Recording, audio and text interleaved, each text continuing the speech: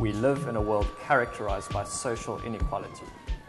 We all know that education, more than anything else, improves our chances of leading better lives.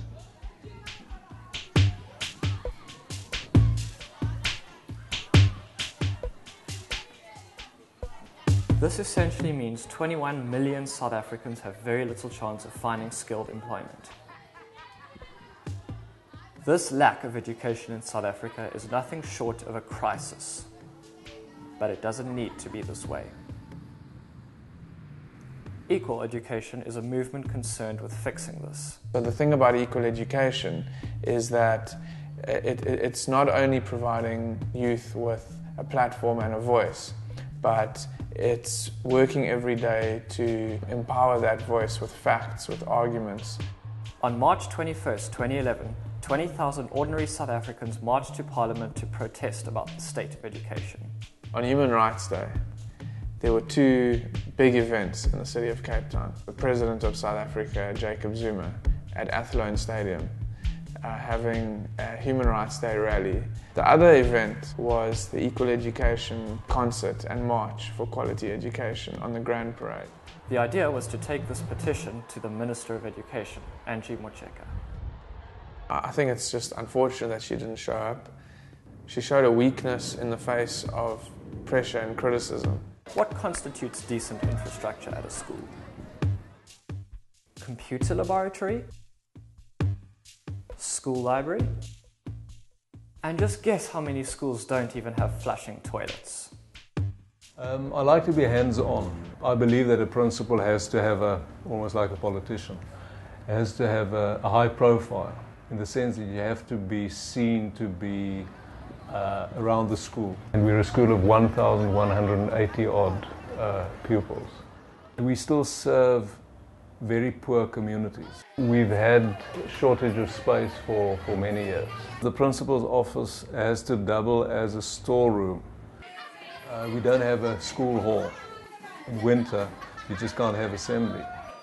We don't have many of the facilities that a normal school would take for granted.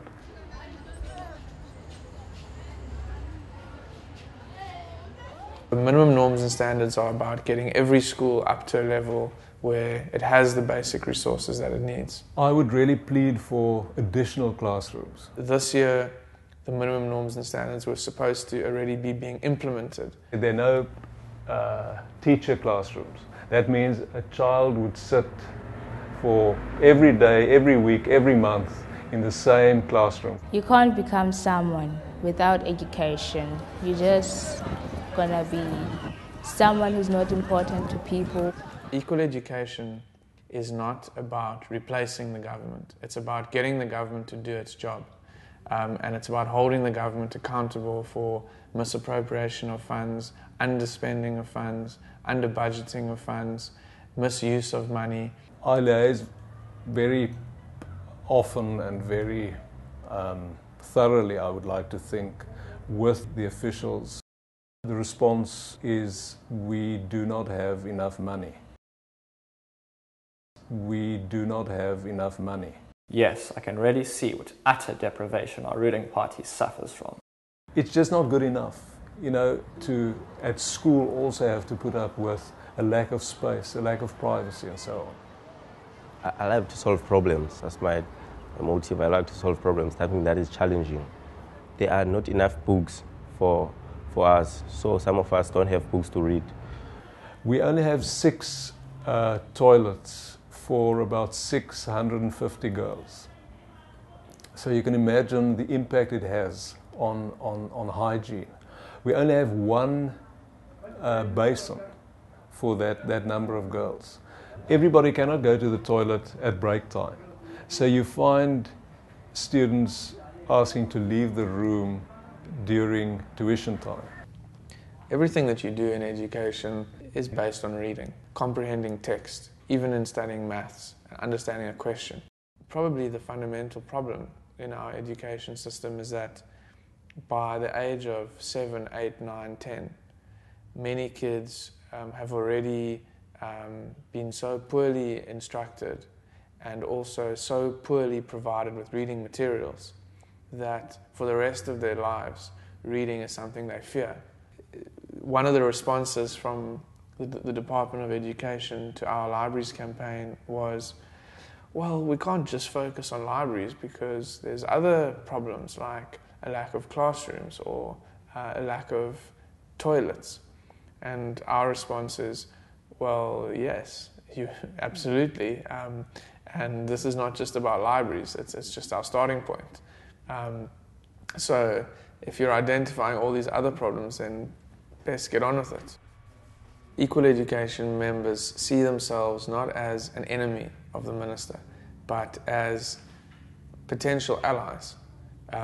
Give us minimum norms and standards, national minister, and we will make sure that your officials do their job. You often find that policy on paper looks wonderful and even legislation looks promising, but when it comes to the practical implementation, problems arise. The purpose of this film is simple. Wake up, government. Your time of keeping our population poorly educated in order to stay in power has come to an end. In the words of Margaret Mead, never doubt that a small group of thoughtful, concerned citizens can change the world. Indeed, it is the only thing that ever has.